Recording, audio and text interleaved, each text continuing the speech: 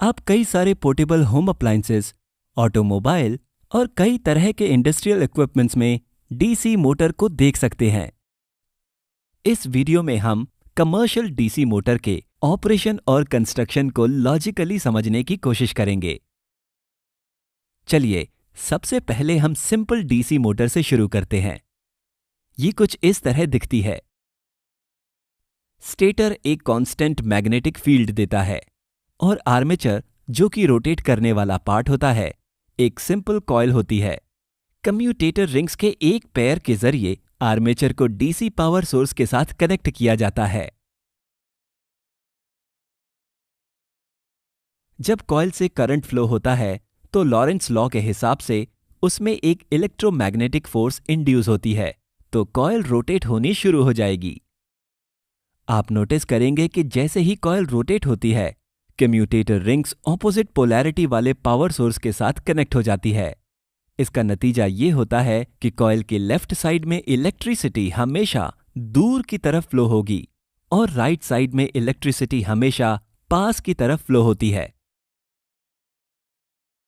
यह सुनिश्चित करता है कि पूरे मोशन के दौरान टॉर्क एक्शन भी उसी दिशा में रहे ताकि कॉइल रोटेट होती रहे। लेकिन अगर आप पास से कॉइल के टॉर्क एक्शन को ऑब्जर्व करेंगे, आप नोटिस करेंगे कि जब कॉइल मैग्नेटिक फ्लक्स के लगभग परपेंडिकुलर हो जाती है तो टॉर्क एक्शन लगभग 0 हो जाता है। इसका नतीजा ये होगा कि अगर आप एसी डीसी मोटर को रन करेंगे तो रोटर का मोशन इर्रेगुलर हो जाएगा।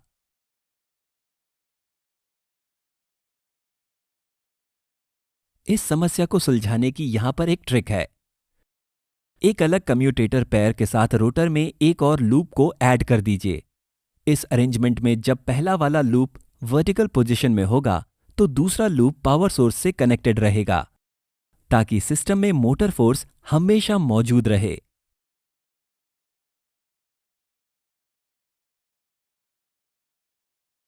और ऐसे जितने ज्यादा लूप होंगे, मोटर का रोटेशन उतना स्मूथ हो जाएगा। एक प्रैक्टिकल मोटर में armature loop highly permeable steel की लेयर के स्लॉट में फिट होते हैं। ये मैग्नेटिक फ्लक्स इंटरैक्शन को बढ़ा देता है। Spring loaded commutator brush power source के साथ कांटेक्ट मेंटेन करने में मदद करते हैं। बहुत छोटी डीसी मोटर के लिए एक परमानेंट मैग्नेटिक स्टेटर पोल का इस्तेमाल किया जाता है। ज्यादातर इलेक्ट्रोमैग्नेटिक का इस्तेमाल होता है। इलेक्ट्रोमैग्नेट की फील्ड कॉइल को भी उसी डीसी सोर्स से पावर दिया जाता है। फील्ड कॉइल को रोटर वाइंडिंग के साथ दो अलग तरीके से कनेक्ट किया जा सकता है, पैरेलल या सीरीज। इसका नतीजा होता है दो अलग तरह के डीसी मोटर कंस्ट्रक्शन, एक शंट और एक सीरीज मोटर।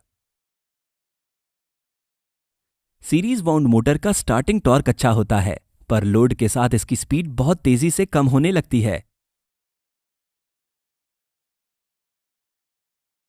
शंट मोटर का स्टार्टिंग टॉर्क थोड़ा कम होता है, पर यह एक कांस्टेंट स्पीड के साथ रन कर पाती है, बिना इस बात के फर्क पड़े कि मोटर पर कितना लोड है।